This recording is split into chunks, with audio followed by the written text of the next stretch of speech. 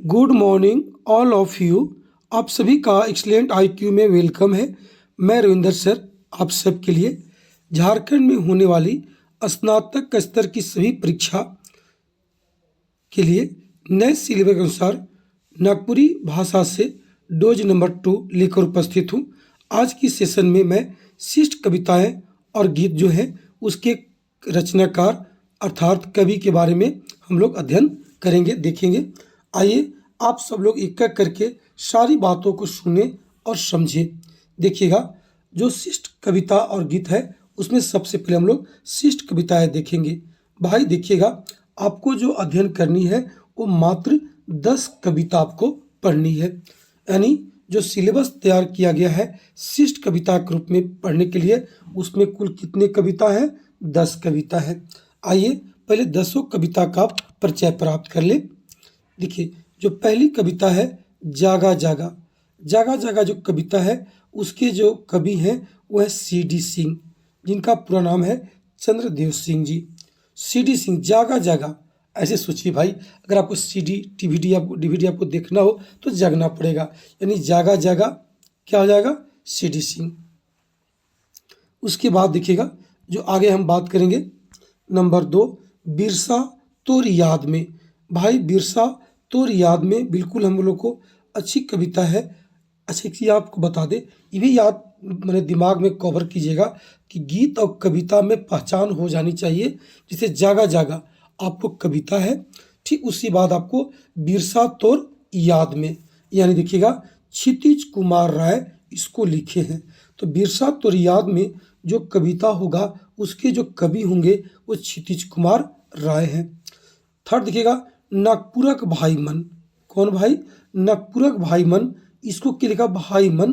भाई मतलब भीम, भाई मतलब भीम महतो। आप याद कीजिएगा, नागपुरक भाई मन को जो लिखे हैं उनका नाम क्या है? भीम महतो है। अब देखिएगा अगला जो है जेठ मास अति। जेठ मास अति, बहुत धूप बहुत तेज। कौन देश में? भारत में। तो जेठ मास अति जो है, जो आपको वर्णन किए हैं या जो लिखे हैं उनका देखिए नाम है भरत नायक। जेठ मास अति के जो रचनाकार हैं वो भरत नायक जी आपको हैं। देखिएगा, तुलसी और कैक्टस। बाबू, तुलसी और कैक्टस है, इसको जो रचनाकार है कोई और नहीं, धीरेन्द्र प्रवाही है। धीरेन्द्र प्रवाही तुलसी और कैक्टस के जो रचनाकार है, जो कवि है, उनका नाम है धीरेन्द्र प्रवाही। अब देखिएगा तुर बेत्रा में। तुर बेत्रा में यानी माँ के पीठ पर की बात हो रही है, तो इसको क्या लिखा भाई? तुर बेत्रा में गिरधारी राम गंझू, उनका देखिए नाम क्या है? गिरिराज भी नाम है उपनाम में। तो तुर बेत्रा में क्या लिखेगा? गिरधारी राम गंझू, याद कीजिएगा। अगला है नवा सालक नवा गीत, क्या है? डॉक्टर कुमारी बसंती जी हैं। एकदम आसान आसान बात है बाबू, दोबारा देख लीजिएगा। नवा सालक नवा गीत को क्या लिखा? कुमारी बसंती। गांव कर साँझ, गांव कर साँझ, इसको जो लिखे हैं वो लिखे पांडे रघुनाथ राय। पूरा गांव का वर्णन किए हैं, किस तरह से गांव में सारी चीज़ पहली संस्कृति मिटती जा रही है। गांव कर साँझ के लिखा भाई पांडे रघुनाथ राय लिखे हैं। उसके बाद देखिएगा मुलुक भारत, याद कीजिएगा। मुलुक भारत, एक मुलुक जो है उर्दू शब्द है मुल्क, और उसको जो लिखे हैं हमारे अजीज अंसारी जी लिखे हैं। मात्र ओनली वन इस धर्म के कवि हैं और लिखे हैं मुलुक भारत, नाम से आपको मिल जाएगा। मुलुक भारत है तो अजीज अंसारी। जगत जननी, जगत जननी एकदम माँ की बात हो रही है तो भाई शकुंतला जी हैं, शकुंतला मिश्र है। जगत जननी के लिखा शकुंतला मिश्र लिखा। आप एक दो बार इसको घूम के देख लीजिएगा, याद कर लीजिएगा। 1-2 नंबर बाबू पक्का है, पूछता ही पूछता है और अभी तुरंत पूछेगा एग्जाम में, आप इसे जरूर ध्यान रखिएगा। अब आइए आगे देखते हैं शिष्ट गीत के बारे में। जो शिष्ट गीत है वो भी आपको 10 ही पढ़ना है, 10 कविता भी है और 10 आपको गीत भी पढ़ना है। अब आइए शिष्ट गीत हम लोग देखेंगे। आपको शिष्ट गीत भी आपको 10 पढ़नी है। कितना सटीक है भाई, जो आपको शिष्ट कविता था वो भी 10 है और शिष्ट गीत भी कितना है? 10 है। अब देखिएगा जो पहली है पोडिलो बरखा ऋतु, इसको क्या लिखा बाबू? रघुनाथ निरुक्ति जी लिखे हैं। छोड़ू कपटी माया के बरजा भाई बरजूराम जी हैं, याद रखिएगा, महामाया मंदिर के पुजारी हैं।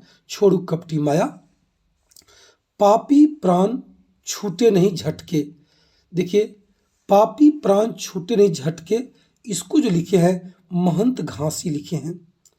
जो नंबर 4 है ठरू दत्ता, ढरू होगा, ढरू दत्ता दिगंबर, ढरू दत्ता दिगंबर, जो इसको लिखे हैं वो है घासी राम जी हैं। देखिए महंत घासी और घासी राम दो हुए, याद रखिएगा, एक आगे लगा है महंत, एक लगा है बाद में लिखा है राम भाई। तो पापी प्राण छूटे नहीं, पापी प्राण की बात है तो ये महंत जी कहेंगे, लेकिन दिगंबर की बात है, थोड़ा दिगंबर की बात होगा तो घासी राम होंगे, ध्यान रखिएगा। अगला उमड़ी गगन घन घमंड, उमड़ी गगन गगन घन घमंड के लिखा है कवि कंचन लिखे इसको।